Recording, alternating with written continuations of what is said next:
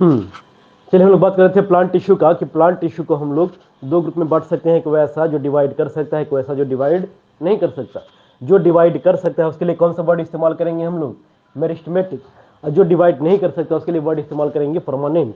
अब मेरिस्टेमेटिक को क्लासिफाई कर रहे हैं दो अलग अलग तरीकों से। पहला तरीका है ओरिजिन के आधार पे, कि वो मेरिस्टेमेटिक टिश्यू ओरिजिनेट कहाँ से हुआ, ओरिजिनेट किस से हुआ, है ना। तो इस बेसिस पे इसको हम लोग प्राइमरी मेरिस्टेमेटिक और सेकेंडरी मेरिस्टेमेटिक बोल सकते हैं।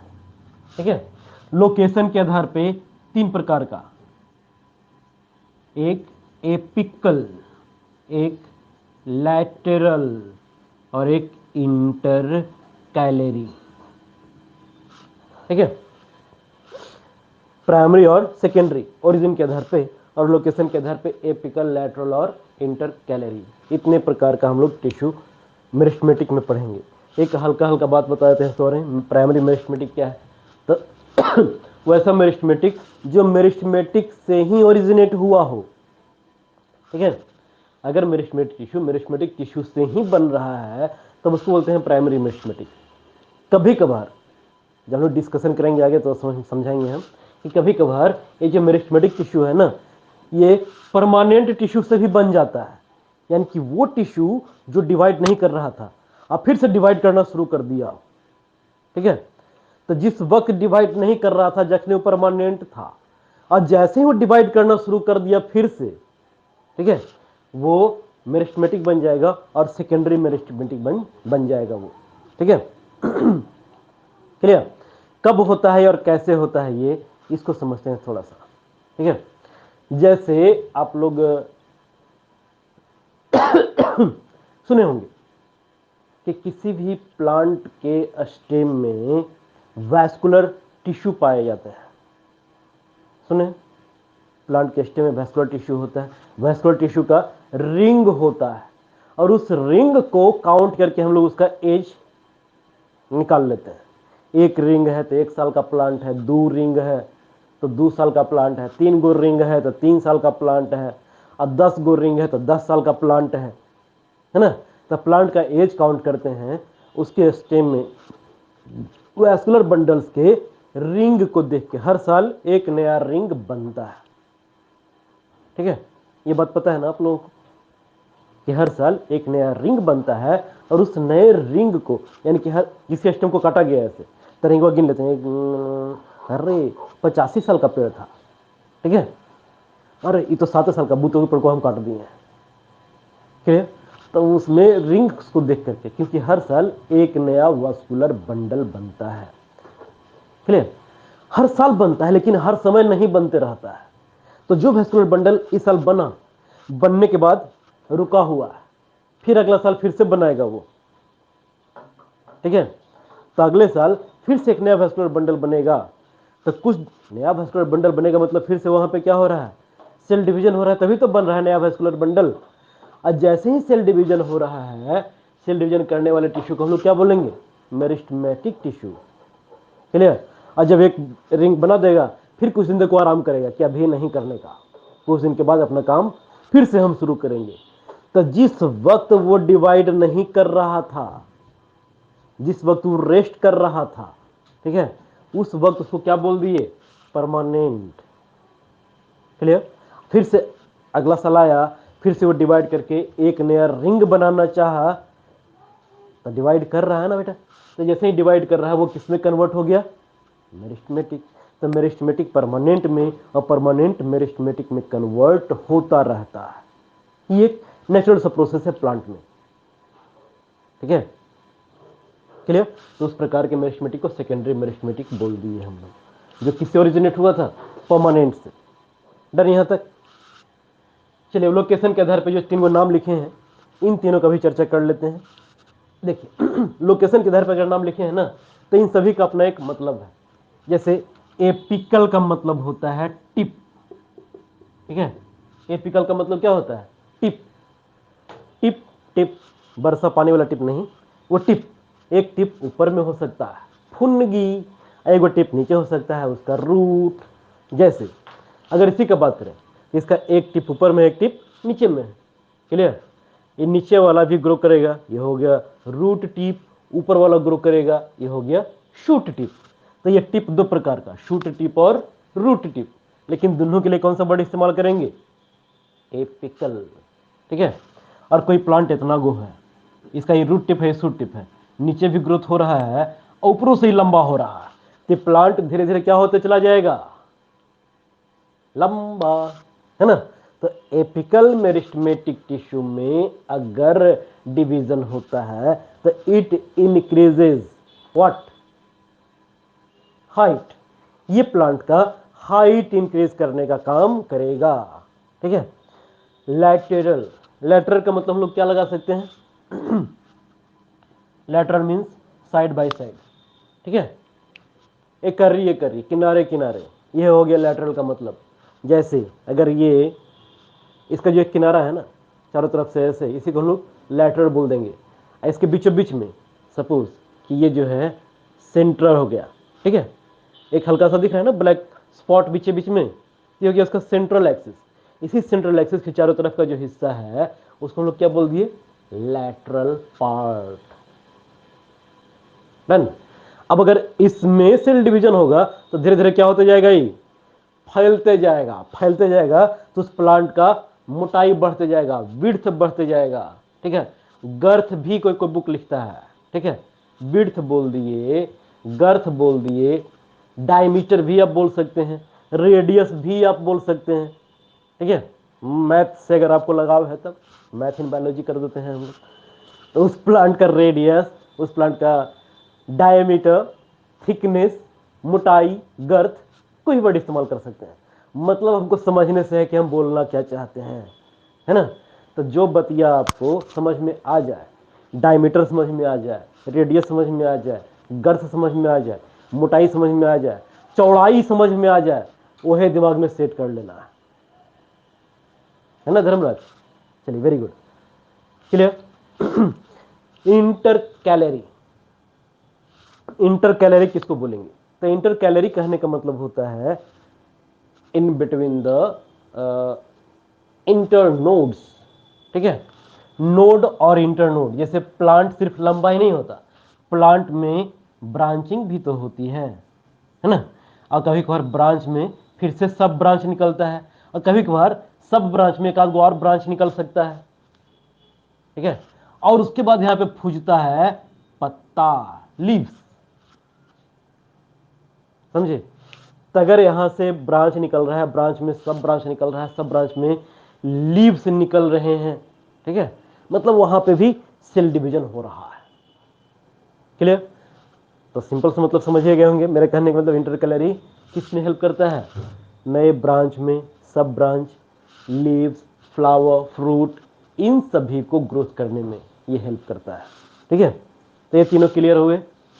एपिकल टिप पे पाया जाएगा, ये प्लांट के हाइट को बढ़ाता है। लैटरल साइड में पाया जाएगा, ये प्लांट के गर्थ को, विड्थ को बढ़ाता है। इंटरकैलोरी ये नोड्स पे पाए जाते हैं, और ये प्लांट में ब्रांच, सब ब्रांच, लीव्स, फ्लावर, फ्रूट्स, ठीक है, इन सभी को बनाने का काम करते हैं। डन यहां तक?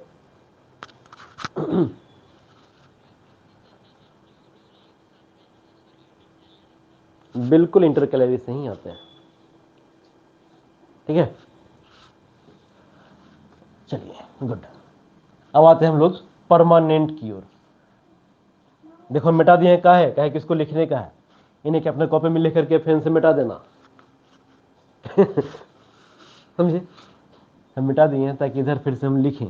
अब परमानेंट का बात करते हैं।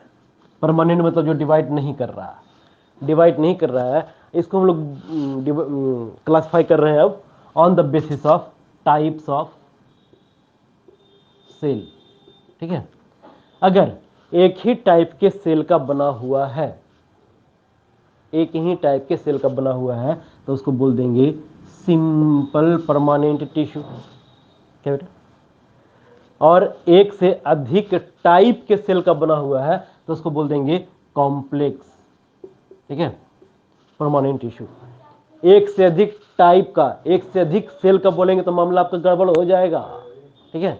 ये नहीं कि सर एक ही सेल का बना हुआ है, एक ही सेल का यार टिश्यू होगा कभी भी? एक ही टाइप के सेल का बोलना है हमको। समझ में आई बात? कॉम्प्लेक्स उसको बोलेंगे जो एक से अधिक टाइप के सेल का बना हुआ है। हमको टाइप वर्ड बीच में लगाना है, ये नहीं कि सर सिंपल मतलब एक टाइप, एक सेल का बना हुआ, कॉम्प्लेक्स मतलब एक से अधिक सेल का बना हुआ। एक सेल का कभी टिश्यू होगा जी? टिश्यू तो ग्रुप ऑफ सेल होता है, लेकिन सारे के सारे सेल एक ही प्रकार के हों तो सिंपल, और जितने सेल हैं सब अलग अलग प्रकार के, 2 प्रकार का, 3 प्रकार का, 4 प्रकार का अगर है तो उसको कॉम्प्लेक्स बोलेंगे, है ना। चलिए सिंपल को फिर क्लासिफाई करते हैं हम लोग 3 कैटेगरी में। 3 गो नाम यहाँ पे याद रखना है। पैरेनकाइमा, क्या क्या नाम? पहला है पैरेनकाइमा, फिर है कॉलेनकाइमा, और है sclerenchyma. Parenchyma, collenchyma, sclerenchyma. Clear? अच्छा, कॉलेन में CO। कॉम्प्लेक्स, कॉम्प्लेक्स 2 प्रकार का। कौन कौन? Ashish Ranjan, very good. Xylem phloem, xylem phloem को बोलते हैं वैस्कुलर कॉम्प्लेक्स टिश्यू, ठीक है। तो इसको फिर वैस्कुलर और एक स्पेशल बोल देंगे। वैस्कुलर में आ जाएगा जाइलेम और फ्लोएम, इनका नाम तो बिल्कुल सुने होंगे, ठीक है। जाइलम और फ्लोएम क्या है? तो जाइलम फ्लोएम होता है कॉम्प्लेक्स वैस्कुलर परमानेंट टिश्यू, ठीक है। इसको वैस्कुलर परमानेंट टिश्यू भी बोल सकते हैं। स्पेशल टाइप के टिश्यू में या फिर उसको ग्लैंड्यूलर या सेक्रेटरी टिश्यू भी बोलते हैं, ठीक है। ग्लैंड्यूलर मतलब प्लांट में, एनिमल में ग्लैंड्स पढ़े होंगे, प्लांट में वैसा कोई ग्लैंड का नाम नहीं है, ठीक है। एनिमल में बहुत सारे ग्लैंड पढ़े होंगे क्लास 8 में आप लोग, जैसे पढ़े होंगे आप लोग thyroid gland, pituitary gland, adrenal gland, 2-4 gland का नाम पता होगा ही है ना आपको। इस प्रकार से एनिमल में हम लोग ग्लैंड का नाम देते हैं, प्लांट में ग्लैंड का नाम नहीं देते। लेकिन प्लांट में भी हाँ बिल्कुल, प्लांट में भी तो सेक्रेशन होता है ना। सेक्रेशन अगर हो रहा है तो पक्का है कि वहां पे ग्लैंड टाइप का कुछ होगा, लेकिन प्लांट में ग्लैंड नहीं है तो उसको हम लोग ग्लैंड्यूलर टिश्यू खाली बोल देते हैं, ठीक है। जैसे कहीं किसी प्लांट के लीफ को तोड़ा जाए तो तोड़ने पे उसमें कुछ न कुछ सेक्रेशन निकलता है, अगर वो सेक्रेशन निकल रहा है मतलब उसमें ग्लैंड टाइप का कुछ तो स्ट्रक्चर होगा। तो उस प्रकार के कॉम्प्लेक्स परमानेंट स्ट्रक्चर को हम लोग ग्लैंड्यूलर टिश्यू बोल देते हैं, ठीक है। और एक होता है लेटिसिफेरस। लेटिसिफेरस मतलब किसी किसी पत्ते को आप छोड़िएगा ना, जैसे कि अकवन हो गया, या फिर एक पीला पीला टाइप का फूल होता है कनेर, आपके स्कूल में भी है। हाँ, दूध निकलता है सर, व्हाइट व्हाइट टाइप का, ठीक है, व्हाइट व्हाइट टाइप का। किसी से लैटेक्स निकलता है, जैसे कि मुनगा का पेड़ भी देखे होंगे आप लोग। मुनगा के पेड़ में थोड़ा सा ऐसे खुरस दीजिए तो उसे लट्टा टाइप का निकलता, लट्टा बोलते हैं, क्या बोलते हैं आप लोग? कुछ निकलता है ना, गम टाइप का चीज, ठीक है। तो वो कुछ भी गम निकल रहा है, रेजिन निकल रहा है, लट्टा निकल रहा है, दूध निकल रहा है, तो वो पक्का कहीं ना कहीं उसमें लेटिसिफेरस या फिर ग्लैंड्यूलर टिश्यूज होंगे, समझे। तो ये हो गया समरी हमारे पूरे प्लांट टिश्यू का, क्लियर। तो ये समरी आपको अपने फेयर कॉपी में लिख लेना चाहिए। अरे धर्मराज यार तुम ठीक है, क्लियर। तो आपको ये समरी अपने अपने कॉपी में लिख लेना चाहिए, ठीक है। क्या छूट गया बालक, बता दो जस्ट हिंट में। हाँ हाँ हाँ हाँ हाँ, वो हम लोग देखेंगे इसके बाद। ये तो ही समरी देख रहे थे हम लोग, प्लांट टिश्यू का समरी, ठीक है। तो ये हर बच्चा अपने अपने कॉपी में अपने अपने टाइप से लिख लेगा, ठीक है। चलिए गुड। अब आगे का आसमान, ए mic off.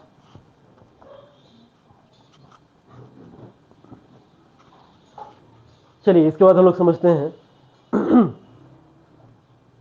Differentiation, D differentiation और रीडिफरेंशिएशन क्या होता है, ठीक है। चलिए, कोई एक मेरिस्टेमेटिक टिश्यू था, क्लियर। इसी मेरिस्टेमेटिक टिश्यू से फिर से मेरिस्टेमेटिक टिश्यू बन सकता है, ठीक है, मेरिस्टेमेटिक से ही मेरिस्टेमेटिक बन रहा है। किस प्रोसेस थ्रू बन रहा होगा ये? सेल डिवीजन के थ्रू। मेरिस्टेमेटिक से मेरिस्टेमेटिक ही बन रहा है सेल डिवीजन के थ्रू। मेरिस्टेमेटिक से परमानेंट टिश्यू बन सकता है। ठीक है, मेरिस्टेमेटिक से परमानेंट टिश्यू, यानी कि अभी वो डिफरेंशिएशन क्या बोलते हैं, डिवाइड कर सकता था, अब वो डिवाइड करना छोड़ दे, तब किसमें कन्वर्ट हो गया? वो परमानेंट में। तब मेरिस्टेमेटिक से परमानेंट में कन्वर्ट होने के प्रोसेस को बोलते हैं डिफरेंशिएशन। ठीक है, मेरिस्टेमेटिक से परमानेंट बनना, डिफरेंशिएशन। ये परमानेंट, अभी कुछ देर पहले हम लोग बात किए थे कि ये परमानेंट फिर से मेरिस्टेमेटिक में कन्वर्ट हो सकता है। ठीक है, तो परमानेंट से फिर से मेरिस्टेमेटिक का बनना, किसी वर्ड के आगे अगर डी लगा दिया जाए तो उल्टा अर्थ निकलता है। ठीक है, तो डिफरेंशिएशन का उल्टा हो रहा है, तो उसको क्या लिख देंगे हम लोग?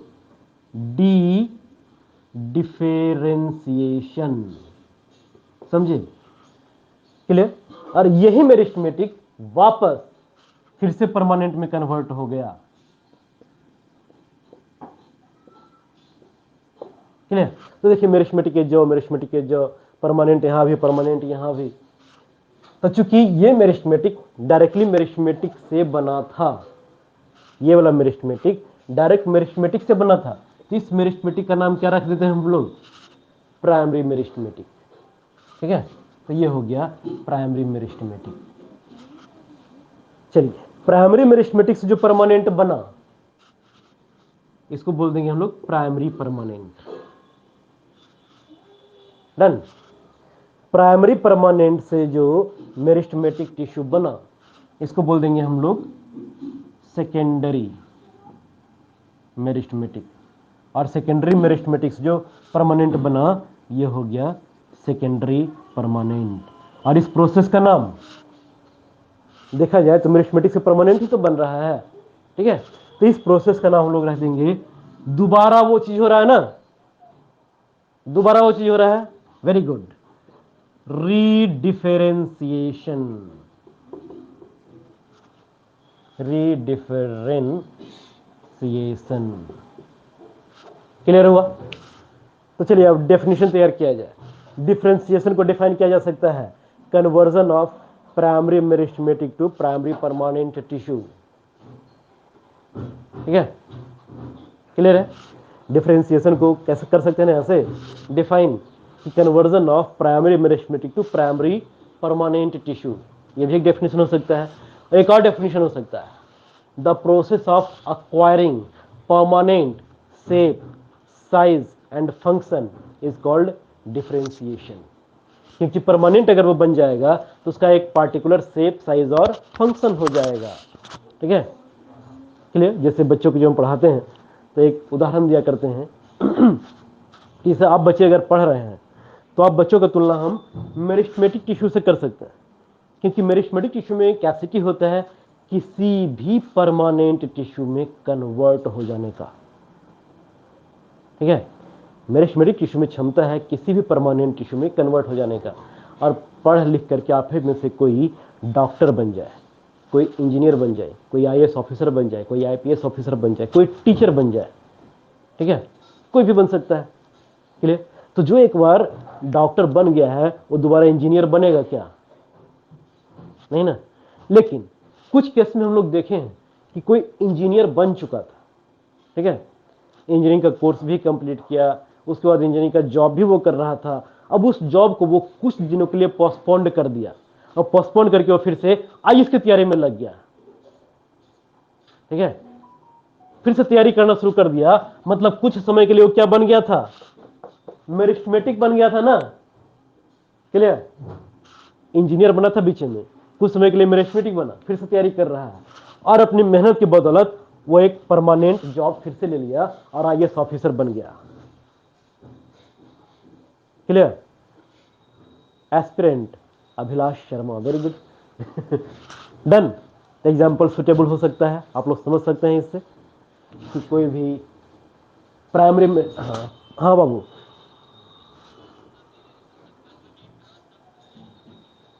हाँ हो सकता है, कभी भी नहीं, जरूरत पड़ेगा तब। बहुत सारे लोग तो यार मजदूर बन करके जिंदगी भर खटते रहे थे, मजदूर बन के, कहाँ दोबारा कोशिश किया कि हम कुछ और बन जाए।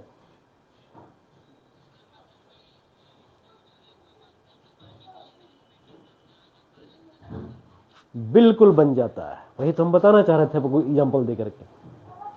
ठीक है, अब कुछ है कि जो बन गया सो बन गया, अपना बन के है रखा, उसको मतलब ही नहीं किसी से। क्लियर हुआ? चलिए टाइमो हो गया है, फिर मिलेंगे हम लोग अगले दिन। ठीक है, डन।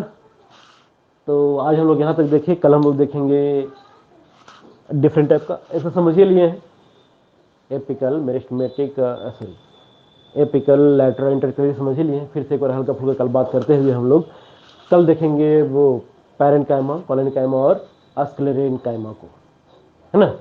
और अगर वो क्लियर हो गया जल्दी जल्दी में करके, तो कल ही हम लोग जाइलम और फ्लोएम भी देख लेंगे। क्लियर? तो चलिए, वेरी गुड, फिर मिलते हैं कल इसी वक्त। और किसी प्रकार का डाउट हो तो पढ़िएगा आज जा करके, शुरुआत का 5 मिनट डाउट फाउट क्लियर कर लेंगे हम लोग, है ना। हाँ वो सही है कि इनरोल करता है, करना चाहता भी है, लेकिन देखिए पिछले बार टेस्ट लिए थे ना, तो बहुत सारे बच्चे का नाम ही नहीं पता चल रहा था कि नाम क्या है, रोल क्या है, सेक्शन क्या है ना। क्योंकि आप जितने बच्चे हैं, सिर्फ कुंती नगर का 9A का बच्चा है जिसको हम पर्सनली जानते हैं, कहे कि उन सभी को हम 7A में पढ़ाए थे। ठीक है, तो कुंती नगर का 9A का बच्चा, उसको हम पर्सनली जानते हैं, हर एक बच्चे को नाम देखे हम पहचान लें कि ये है। बाकी और भी क्लास के सेक्शन के बच्चे हैं जिनको हम बिल्कुल नहीं जानते, कुछ तो बच्चों से अच्छी खासी बात भी होती है, इसके बावजूद हम बाई फेस नहीं पहचानते, है ना धर्मराज आशीष। ठीक है, समझ रहे हो बात? तो ऐसा नहीं कि हम किसी को जानबूझ करके निकालते हैं, यहाँ देख ली कि सौरभ नाम लिखा हुआ है तो उसको हम निकाल दिए, धर्मराज लिखा हुआ है तो उसको हम नहीं निकाला, ऐसा कुछ नहीं बच्चे, हम सबको उतना ही बराबर जान रहे हैं। बस आपके रिप्लाई के हिसाब से, आपके जुड़ने के हिसाब से। ठीक है, कुछ बच्चे क्लोज होते चले जाते हैं और कुछ अपने, बिल्कुल छूटेगा क्योंकि तुम लोग मैसेज ठीक से देखते नहीं हो। जो भी लिंक हम भेजते हैं, लिंक में लिखा हुआ था ना कि सब कुछ लिखना है, उसके बाद हम लॉगिन होने देंगे। समझ रहे हो? ये सही बच्चे के देखिए, अब नाम के साथ क्लास सेक्शन रोल दिख रहा है, तो चलिए बाई फेस नहीं पहचानते, नहीं पहचान तो रहे हैं कि हाँ ऋषभ प्रकाश है मैसेज किया जो 9D का बच्चा है, 37 रोल नंबर है। धर्मराज रिप्लाई किया है जो 9B का रोल नंबर 1 है। सत्यम है जो 9B का 27 है। शिवांशु है जो 9A का 2 है। ठीक है, तो ऐसे ही लिखिए। और किसी बच्चे का अगर नहीं लिखा, जैसे कि हिमांशु 9C कुंतनगर खड़ लिख के छोड़ दिया है, रोल नंबर अगर हो तो भी डाल दीजिए। ठीक है, क्योंकि आपका जैसे नाम पूरा नहीं अट रहा, आशीष रंजन की जगह खाली आशीष भी लिखिएगा और 9B रोल नंबर 2 रहेगा तो आप ही रहिएगा वो। ठीक है, किसी का नाम अगर ज्यादा लंबा चौड़ा है, लगता है कि नहीं अटेगा, तो नाम का पहला लेटर ही लिखो खाली, जैसे देवाशीष 9B रोल नंबर में लिखा है NA, क्योंकि उसको भी अलॉट नहीं हुआ, तो इसको रोल नंबर अलॉट नहीं हुआ, वो NA भी लिख सकते हैं। ठीक है, नहीं कल का रिकॉर्डिंग नहीं है, कल हम लोग कुछ पढ़े नहीं थे, कल हम लोग सिर्फ क्या बोलते हैं उसको, इंट्रोडक्शन किए थे। चलिए गर्ल्स लोगों का फिर लेट हो जाएगा, उन लोग का फिर टाइम हो चुका है ना, कल मिलते हैं हम लोग। बाय बाय बाय, कल फिर मिलो इसी वक्त। अब पर डे हम नोटिफिकेशन नहीं देंगे कि आज क्लास है, मंडे ट्यूसडे वेडनेसडे 3 दिन 9 का क्लास होगा इसी टाइम से, है ना। आपको याद रखना होगा, जब ऑफलाइन क्लास होता है रोज रूटीन बताया जाता है क्या, कि एक बार आप लोग दिमाग में बैठा लेते हैं, तब बालाजी का रूटीन दिमाग में सेट कर लेना है कि 3 दिन आपका चलेगा। ठीक है, चलो फिर बाय बाय।